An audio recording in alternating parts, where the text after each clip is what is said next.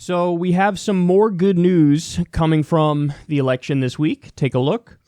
Missouri voters just blocked the right-to-work law Republicans passed to weaken labor unions. It's the first time voters have overturned right-to-work laws through a ballot referendum in recent years. Here's what they say. Missouri voters made history on Tuesday, blocking the state's Republican lawmakers from enacting right-to-work laws to cripple labor unions.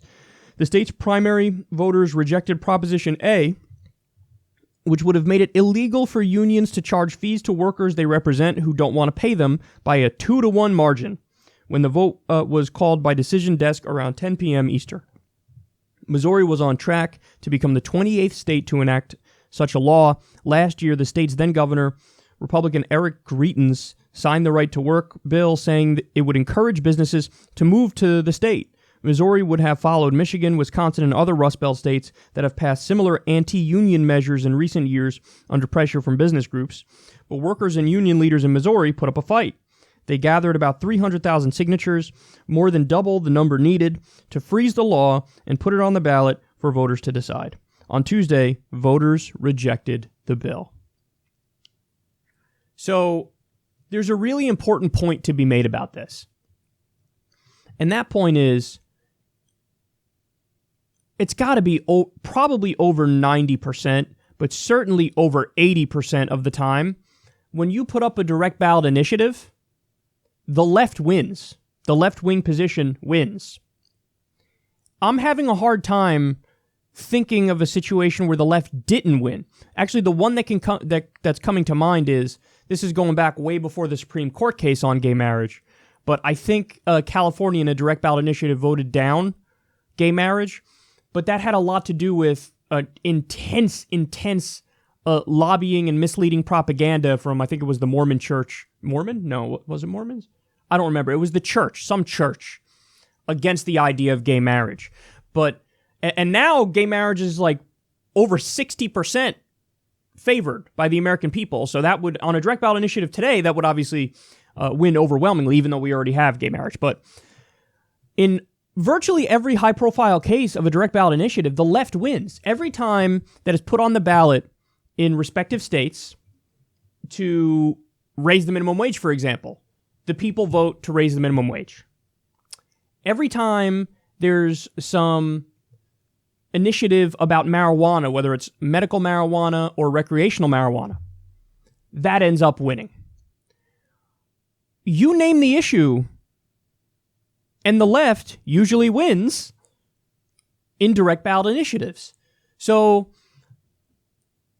the more I see evidence about this, the more I really like the idea of a modified version of a direct democracy. Now, I say modified because the Constitution is supposed to be not debatable, off the table. These are your rights, so they're not up to the whims of the majority. So in other words, if the year is 1952 and we have a vote as to whether or not to treat black people equally under the law, it's true that may have failed, that the majority in America may have said, yeah, fuck them, we don't want black people to have equal rights. Well, the whole idea of a constitution is supposed to be, hey, we're going to take certain issues and take them off the table and say these are not really up for debate and up for negotiation. They just are. So I believe in having a constitution. Obviously, my ideal constitution would be significantly different from the one we have now. I would borrow things from the one we have now, but I would put a right to healthcare in there, for example, among other things. There are other developed countries that have exactly that, a right to healthcare in their constitutions. But outside of that, I really like the idea of just letting the people determine, hey, how should we govern? Like, what should the rules be? What should the laws be?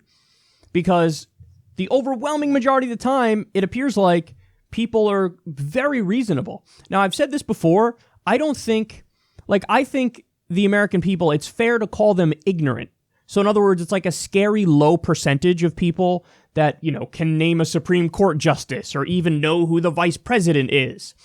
So yes, you could say that's ignorance, certainly historical ignorance. If you gave the citizenship test to many Americans who are citizens, they would fucking fail it, which is like sad. So I think it's fair to call the American people ignorant. But I don't think it's fair to call the American people stupid, and I don't think they're at all masochistic. So in other words, if you give people the option of materially improving their lives, the lives of the middle class and working families and poor people, the American people will pick that. They'll go, yes, I would like to improve the working conditions and the lives and the quality of life of Americans. It's an overwhelming majority of Americans that want Medicare for all, an overwhelming majority that want free college, an overwhelming majority that want to end the wars, an overwhelming majority that want to end the drug war, and the list goes on and on. So that means, like, the gut reaction, the initial instinct of Americans when you give them a political question, I think it's perfectly reasonable and accurate, which is why I've often said, when you go among the actual people in the United States, I'm like a centrist. I'm a moderate. Because I'm almost in total agreement, in lockstep with the regular people. You know, it's just that in Washington, D.C., I appear to be some sort of far lefty because obviously that spectrum is biased way to the right, and it's a massively corporatist, pro-status quo spectrum. So it's amazing to me that this point that I'm making is not made anywhere else.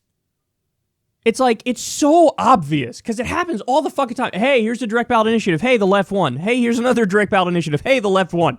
And by the way, whenever we do lose, it's because of massive lobbying efforts and like misleading propaganda in ads. So these issues alone should honestly put to rest the hilarious notion that the American people are center-right. Because that is something that people say and people believe. Like, oh yeah, no, the center-right. American people are center-right. Why? Because there was one poll that was done years ago where they asked people, hey, where do you think you fall on the spectrum? And they go, I don't know, I'm kind of moderately conservative, I guess. That's what people said.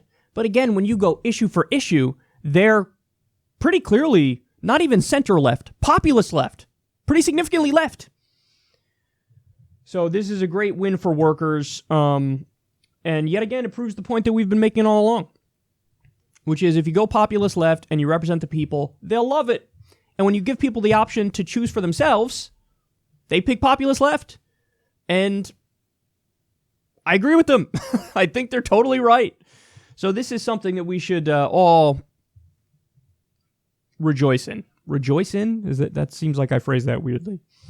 But I would love some sort of national, some federal referendum. Imagine if once a year, the American people all got to vote on a direct ballot initiative on like the 5 most important issues affecting us that year. Wouldn't that be awesome? Then we would really be participating in it in like a democracy. It's like, okay, every year, here are the 5 biggest issues. The American people get to directly vote on it. I think that'd be so cool. I mean, could you imagine going to the polls and it's just the 5 questions? Hey, should we be able to re-import drugs from Canada, pharmaceutical drugs, and therefore cut the price in half? Should Medicare be able to negotiate for better drug prices? Like, these are the questions that we could have on there, and everybody's going to go, it's going to be like 90% on our side every time. Hey, should we make the minimum wage a living wage and tie it to inflation? Yes? Like, this is what we're talking. Hey, should we legalize marijuana, end the drug war, and free all the nonviolent drug offenders? Hey, should we eliminate student loan debt?